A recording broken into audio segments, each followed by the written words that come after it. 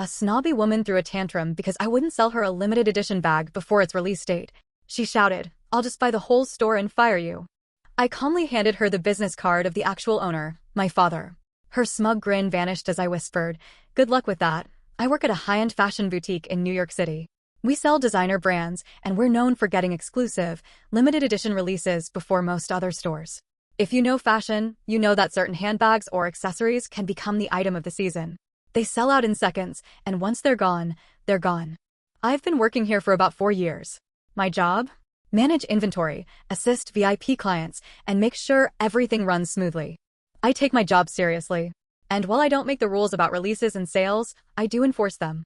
Now, here's where the fun starts. A new limited edition designer handbag was about to drop. We only had 6 in stock. These bags were already reserved for VIP clients, longtime customers who had spent thousands upon thousands in our store. No walk-ins, no exceptions. But there's always someone who thinks the rules don't apply to them. Enter her. She stormed in one afternoon, expensive perfume suffocating the air, giant sunglasses hiding her face. Everything about her screamed money and entitlement. She was draped in designer from head to toe, but the way she carried herself?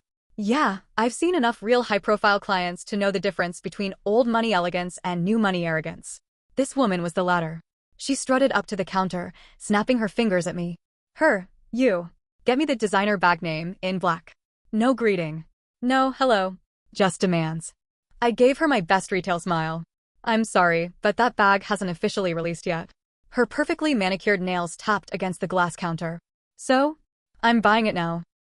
I politely explained that the bags were already reserved and not available for general sale. This was not uncommon. Wealthy customers sometimes assumed that their money could override our policies. Usually, once I explained, they'd accept it and move on. Not her. She ripped off her sunglasses, revealing eyes full of pure entitlement. You don't understand. I'm not just some nobody. I spend more in a month than you make in a year. Do you have any idea who I am? Do you know how many times we hear that? It's never followed by an actual name we should care about. I stayed professional. I understand, but unfortunately, I can't make an exception. The bag is already spoken for. Her expression twisted. What the hell is the point of this place if I can't get what I want? I repeated the policy, but that only made her madder. She slammed her Chanel wallet onto the counter, yanked out a black Amex card, and shoved it toward me. Here's my card. Charge whatever it costs. I don't care. She was so sure that money would solve everything. I'm really sorry, but I still can't sell it to you. She snatched back her card and let out this dramatic scoff. Then, she whipped out her phone and started typing furiously. I could already guess what was happening, either a rage-fueled Yelp review or texting someone she thought could handle me. After a few minutes, she looked up and smirked. Fine. You want to play games? I'll just buy the whole store. I almost laughed. She flipped her hair and sneered. That's right. I'm calling my husband right now. He's going to make an offer, and when we own this place, I'm going to personally fire you. Oh, honey. Now, at this point, I could have shut her down immediately. But I was curious to see how far she'd take this. So, I just smiled politely. All right. Let me know how that goes. She gave me the smuggest, most condescending smile. Like she had already won. Then, she made a dramatic show of dialing a number and holding the phone to her ear. Baby? Yeah, I need you to do something. This store name? I want it. No, I don't care what it costs. Just buy it. I had to turn around for a second because I was so close to laughing in her face. I watched as she nodded along, smiling like a villain in a soap opera. Then she looked at me and whispered. She ended the call and leaned in close, like she was about to deliver some dramatic final blow. You should start packing up your things. And that was when I decided I had wasted enough time on this walking ego trip.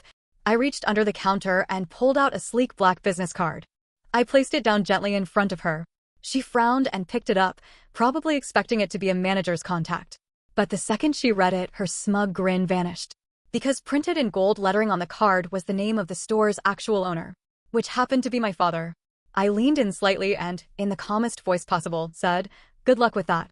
The color drained from her face. The second she read the name on the card, her whole attitude shifted. She blinked, then blinked again. I could see her brain trying to process it, like her entitlement gears were jamming. Wait, what is this? I kept my tone polite, professional. That's the owner's card. Since you said you wanted to buy the store, I figured you'd need to know who to contact. She stared at me. Back at the card. back at me. And then it clicked. This is a joke, right? Nope. This store wasn't just a high-end boutique. It was a family business. My dad owned several luxury retail locations across the country, and this was one of them. He had built it from the ground up, and while I could have used my last name to coast, I had insisted on working my way up like everyone else. She must have realized that too because her whole demeanor changed. The cocky smirk was gone. Her mouth pressed into a tight, thin line, and her eyes darted around the store, like she was trying to figure out her next move. I waited. She let out a forced laugh. A high-pitched, fake little noise. Well, I don't care who your daddy is. My husband is already handling it. Sure, lady. At that exact moment, my assistant manager, Ben, walked by, and I stopped him. Me, hey, Ben, do me a favor? Call Dad real quick. Tell him someone wants to buy the store. Ben froze, looked at her, then at me, then grinned. Ben, oh? Sure thing. He pulled out his phone, deliberately pressing the call button in front of her. I wish I could describe the shade of pale white horror that washed over her face. Suddenly, she lunged forward and slapped her hand over Ben's phone. Wait. There's no need for that. Ben raised an eyebrow. I thought your husband was buying us out? She let out a weird, choking laugh.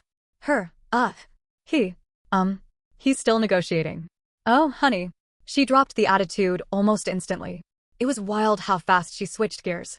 She straightened her shoulders, took a deep breath, and then tried a new approach. Listen, sweetie. Oh, here we go.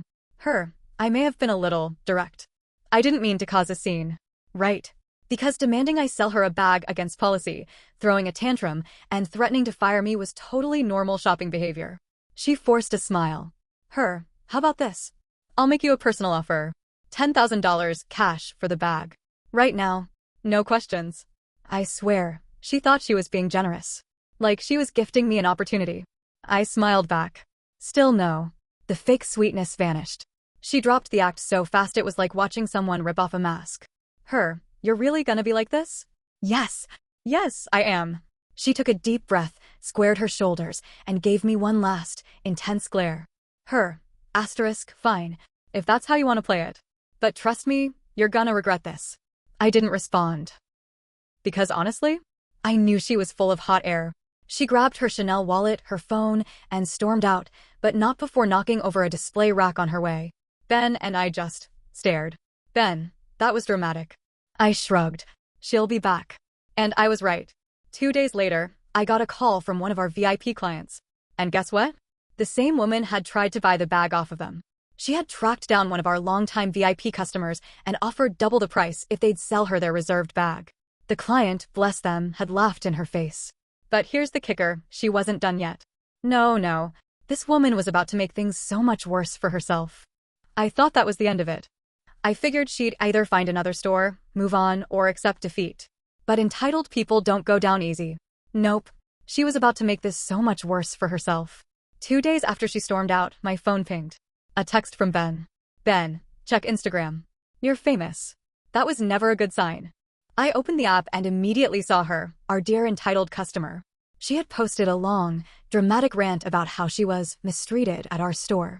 She didn't name me directly, but described me as a snobby salesgirl who power-tripped over a stupid bag.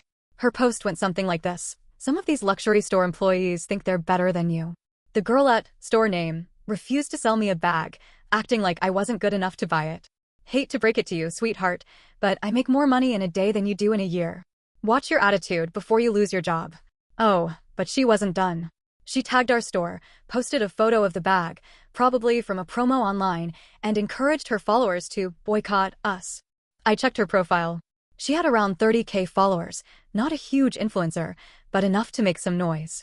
I sighed. Great. Here's what she didn't expect. Luxury brand customers? They don't fall for influencer tantrums. Instead of support, her comments were flooded with people calling her out. Elmo, you mean they followed store policy? You sound entitled.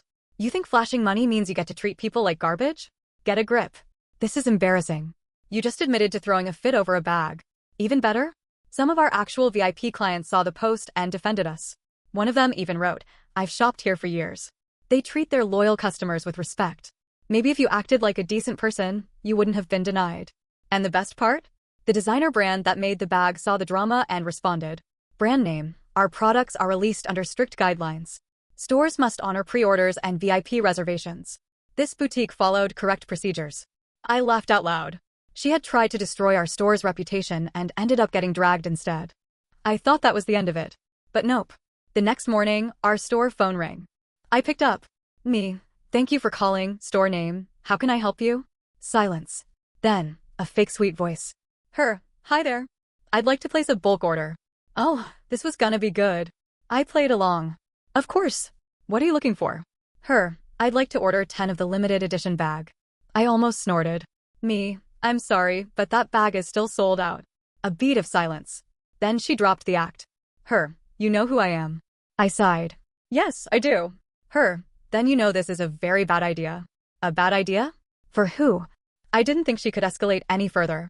But she proved me wrong. A few days later, my dad called me into his office. Dad, we need to talk. I raised an eyebrow. What's up? He handed me his work email. There it was, a formal complaint. From her. She had actually emailed corporate, claiming I had discriminated against her and refused her service based on personal bias. She wrote some ridiculous sob story about how I was intentionally rude, that I had singled her out, and that she was now deeply hurt and considering legal action. Oh, but the best part? She CC'd her lawyer. I looked at my dad. Dad, want to guess what her lawyer's email is? He pointed. It was a Gmail account. I choked. She literally made a fake lawyer email. At this point, I couldn't tell if she was delusional or desperate. My dad, being the brilliant man he is, decided to play along. He responded, inviting her to a formal meeting at our corporate office to discuss the issue. She agreed immediately. I guess in her mind, she thought this was her big moment, that she'd walk into some corporate meeting, demand my firing, and leave victorious. What she didn't know was that my dad had planned something special. Because when she arrived, she wasn't just walking into a meeting. She was walking into a boardroom full of company executives, legal advisors, and a representative from the designer brand itself. And she had no idea what was about to hit her. The day of the meeting, I arrived early at my dad's corporate office. He was calm, composed. Like this was just another normal business day. But I could feel the tension in the air. Ben had come along too. He wouldn't miss this for the world. At 10 a.m. sharp, she walked in. And when I say walked in, I mean she strode into the room like she already owned it. She was wearing an all-white power suit, oversized sunglasses, and carried a ridiculously large designer tote. I swear she practiced this entrance in the mirror. She didn't notice me at first. Her eyes scanned the conference table, likely expecting some meek HR rep ready to grovel and offer her compensation. What she saw instead? A full panel of executives, a legal advisor, a representative from the designer brand, and my dad, the actual owner. And when she finally saw me sitting there, her face dropped. She tried to recover fast.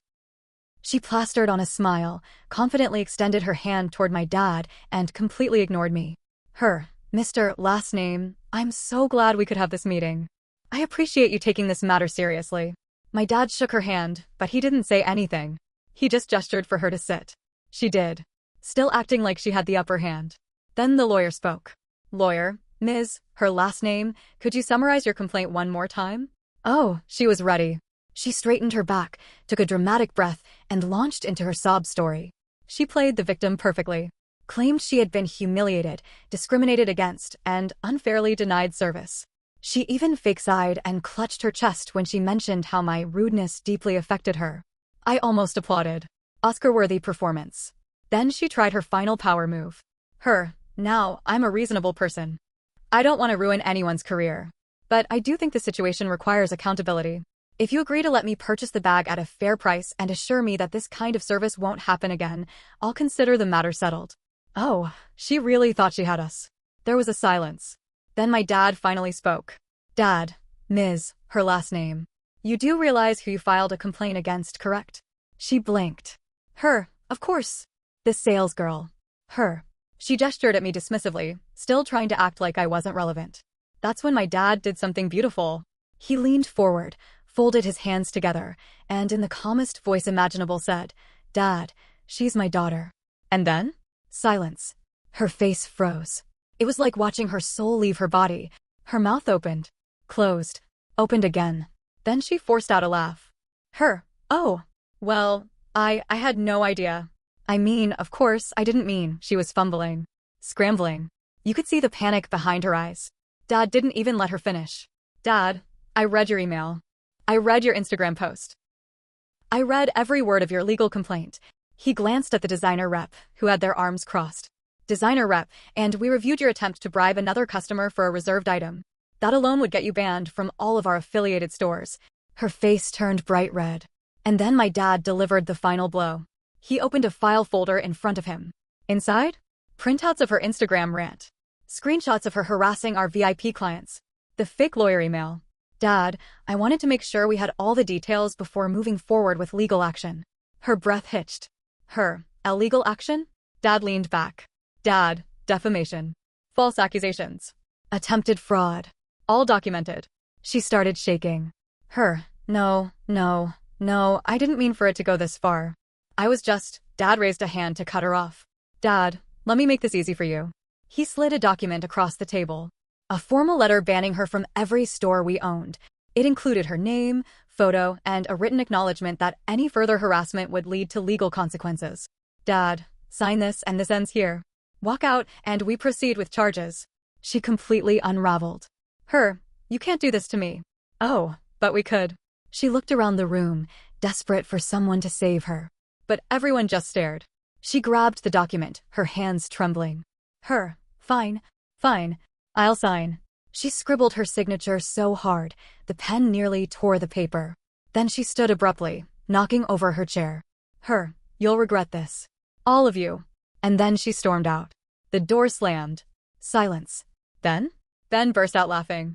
She tried to get the post taken down. Too late. Screenshots were everywhere. She tried to contact VIP clients to explain. They blocked her. The designer brand blacklisted her from their private events. A week later, she deleted her Instagram. As for me, I went back to work. Same job. Same store. Not fired. And every now and then, when a customer gets a little too entitled, I think about her. And I smile. People like her? They think money makes them untouchable. But no amount of wealth can fix a garbage personality. And at the end of the day, the only thing she really bought was her own downfall.